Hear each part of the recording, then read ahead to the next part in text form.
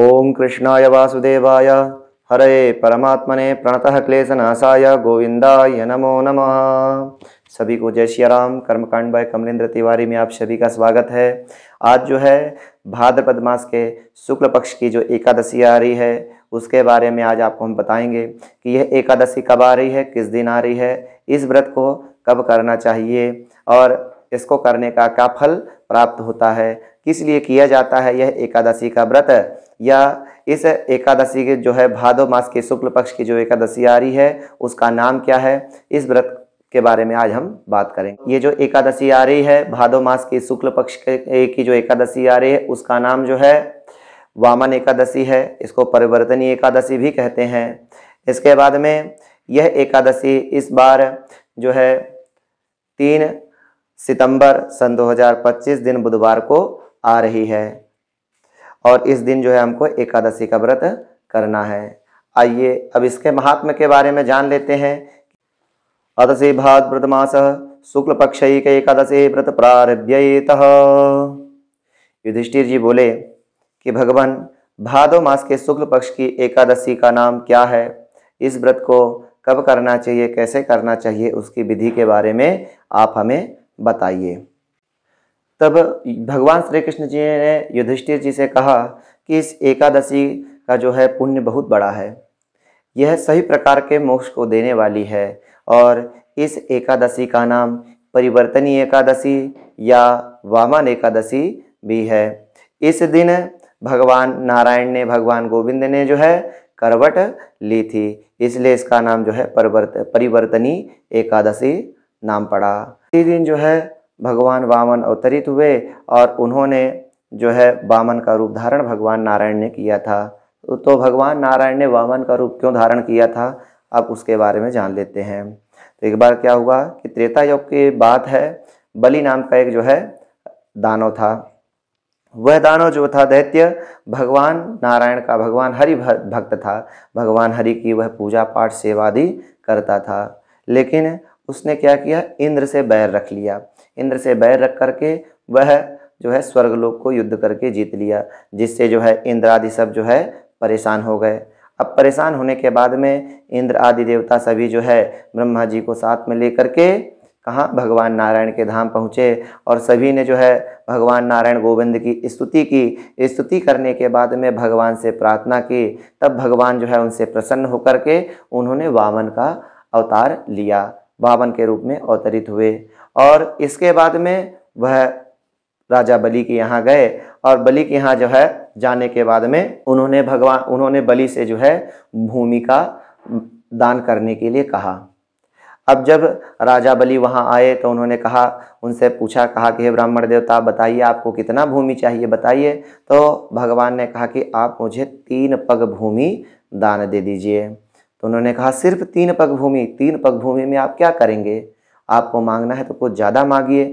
तो भगवान वामन ने कहा कि नहीं, मुझे केवल 3 पग ही भूमि चाहिए। क्यों? बोले राजन, जितनी आवश्यकता हो उतना ही लेना चाहिए, अतिरिक्त लेने की आवश्यकता नहीं है।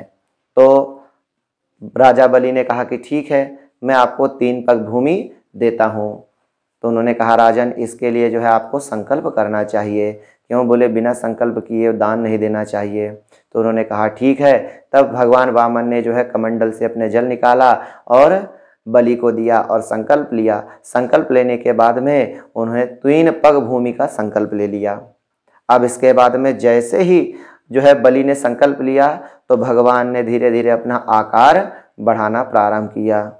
उन्होंने जो है एक पग में संपूर्ण पृथ्वी लोक को नाप लिया, दूसरे पग में जो है संपूर्ण स्वर्ग लोक को नाप लिया, जिसमें सूर्य चंद्रमा नक्षत्र आदि सब कुछ, देवी देवता आदि सब जो है, इंद्र आदि सब जो है उसी में आ जाते हैं। इसके बाद वामन जी ने कहा कि एक पग में तो पृथ्वी भूलोक और दूसरे पग में तो पूरा स्वर्ग नप गया।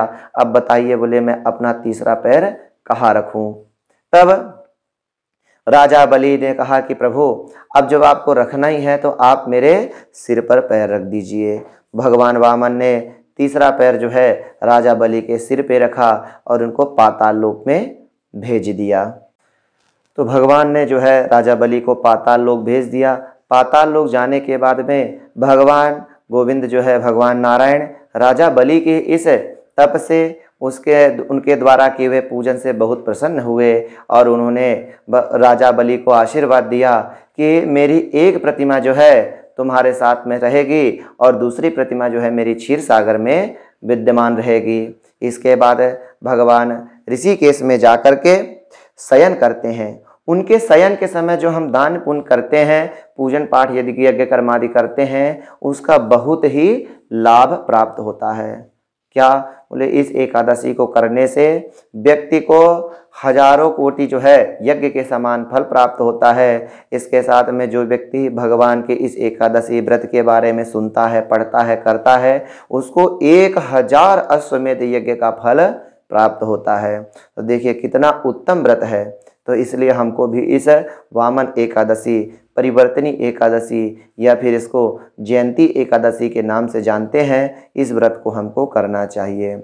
जितने भी सनातनी हैं, जो भी वैष्णव हैं, सभी को एकादशी का व्रत करना चाहिए। एकादशी के दिन व्रत में जो है नमक का सेवन नहीं करना चाहिए। क्यों? नमक का सेवन करने से इसका आधा पुण्य नष्ट हो जाता है। इसलिए हमको फल, दूध वगैरह लेकर के ही व्रत को करना चाहिए।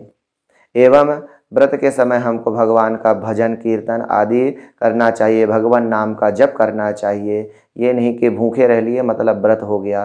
भूखे रहने से व्रत नहीं होता है। क्यों? बोले व्रत रहने के लिए भगवान का भजन कीर्तन भी करना चाहिए।